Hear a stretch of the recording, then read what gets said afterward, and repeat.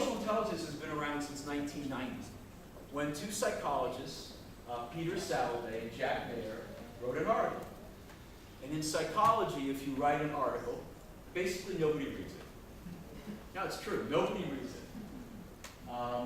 My first publication when I was in graduate school, very proud of it, I brought the journal to my parents' house, and I left the journal on their table. I came back 2 months later, the journal was still on the table, and I said to my parents, "What did you think?" And they said, "It looks nice." Not even my own parents would read it. So that's very typical in psychology. But the reason we're here today is not because of Peter and Jack, who actually have been friends of mine for 30 years. They are my colleagues and they are my friends. Because a few years later, in 1995, this guy, Dan Goleman, you probably all have read his book. He's a wonderful writer, a wonderful writer. He wrote a book that became very popular, sold millions and millions of copies, and he made this famous around the world. If Dan Goleman never wrote that book, we would not be in this room today. So I'm very grateful that he wrote the book. I am also very jealous of him, I have to say. His book has sold millions of copies. Peter and I wrote a book, and I think as of today, we probably have sold, not millions, but probably dozens.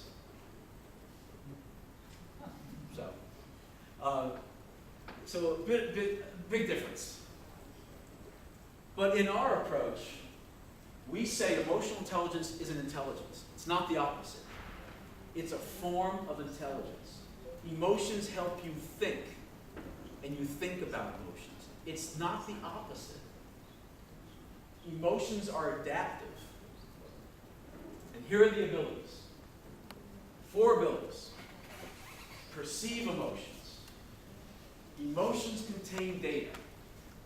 So you may not always ask the client what their mood is, but you perceive their mood by their body language, by their words, by their tone of voice. And it's important if you're working with a client who does this as you're talking versus this. It's a message. There's data there. You do this in your every interaction with a client. Emotions are data. So working with a company like Google, to come in there and say, you know, emotions are data, it's really powerful. And it's very true. Emotions are information. The second ability is what we also did. I asked, how are you? 2, how does this influence your thinking? If you're sad, you're able to find errors. If you're happy, you're going to be inspirational. Ability 3. Why do you feel that way? Why are you so sad? Why are you so excited? Why are you happy? And how will your emotions change? We do a what-if analysis, a simulation. You talk to a client. What if you present to the board of directors and they reject your proposal? How are you going to feel about it? Well, I'm going to be very upset, kind of angry. Okay, let's prepare for that possibility. And how are you going to manage your emotions? And how will you manage the emotions of that board of directors? 4 abilities. How are you? How does it influence your thinking? Why do you feel that way? And what will you do to manage those emotions? 4 concrete, 4 technical skills. When people talk about emotional intelligence, they call it soft skills. I don't think it's a soft skill. I think it's a hard skill. These are technical skills, which is why the best clients, I'm doing a lot of work now in hospitals with physicians, with engineers, with attorneys. The best clients for emotional intelligence are the clients who think, and you don't mind when I speak this way, it's the clients who think this is all a bunch of bullshit. It's a hard skill. It's a technical skill. And we can measure this thing.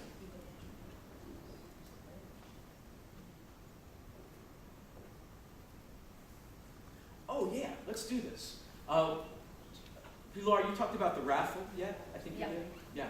So at the end of today, we're going to have a raffle, and one of the prizes is a set of tests, emotional intelligence tests, technical objective tests, only one of its kind.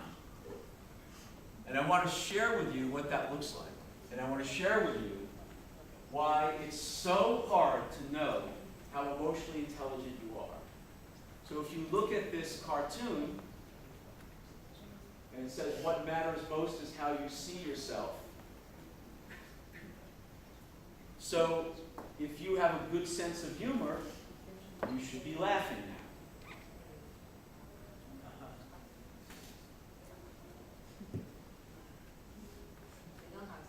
now. Uh-oh. Okay. Well, all right, well, let's try this. I need 3 volunteers. So remember, I'm going to walk around and ask for a volunteer, and thank you very much for volunteering, and thank you for volunteering, and thank you for volunteering. So come on up, please. I warned you already. I told you, just don't look at me. That's your own fault. All right, volunteers. Oh, my. Oops. I think I made a mistake here. Okay, line up and high photos now. Okay, let's, all right, let's do this. Would you do me a favor? Would you walk around in an athletic way? Just walk around. And what is your name?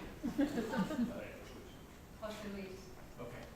If you walk around, as he's walking around, I want you to think of a number from 0 to 10. 0, no athletic ability. 10, a lot of athletic ability. So think of the number, 0 to 10. And I want you to write down what you think of your athletic ability, 0 to 10. So write the number down, fold it so no one sees it. Do you know about basketball? Basketball? No. Do you know what a basket looks like? Oh, thank you very much. Thank you. Okay. So a basket looks like this. Can you do that? You have the easiest job. You're the official scorekeeper. This is what's going to happen. Please. You can stay there. Right here. If you stand here, don't go past that line.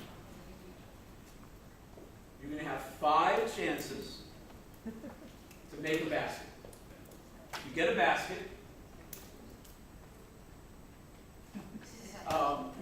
Now, if you miss, no points. If you get a basket, 2 points. You are the scorekeeper. So the lowest score would be what? 0. The highest score would be 10. Now I want you to know, you can hit them, oh, you can, here, see? Yeah, see? It's not going to hurt, so, yeah, don't worry about it. 5 chances to sink a basket, and, no, you can't stand like that, you got to stand like this. It's not going to get hurt, and then, so 5 chances. All right.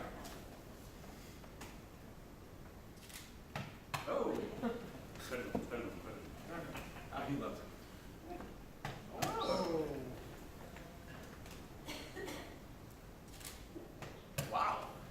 Joder, qué máquina. Whoa. Okay.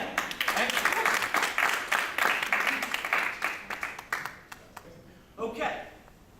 3 ways to measure something. 3 ways. How athletic are you? Self-report. And he said,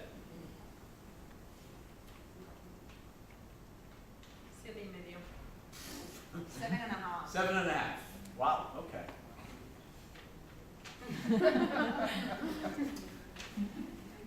Do any of you do 360-degree feedback? Do you do 360s? I do them all the time.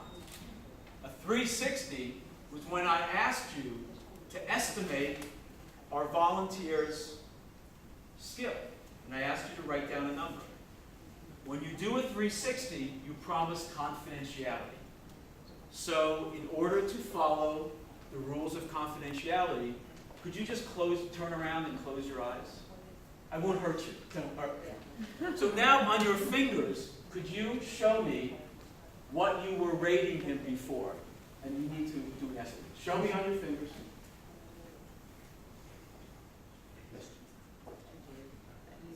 Wow. Huh, interesting. All right, thank you. What do you think? What do you think the score was?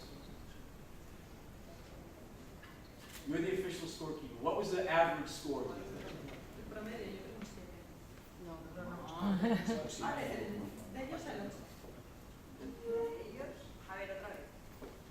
Hay mucha gente con 4 y con 3. It's low.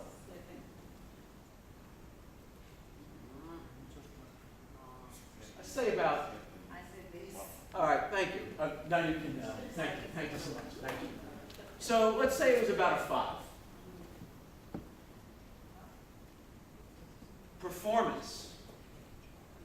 What was his actual score? What's wrong?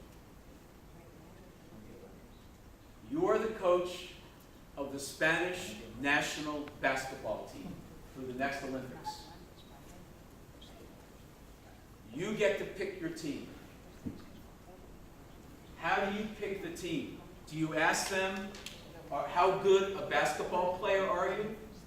Do we say, hey, what do you think? Do you think he can play basketball? Or do you have them, oh yes! Or do you have them play basketball? You're the coach, what would you do? Ask for an opinion or have them play basketball? Get them playing. You get them playing. And that's what we do with emotional intelligence. So I want to thank you very much. Thank you. Thank you very much. And you are wonderful. Thank you so much. I appreciate it. Please.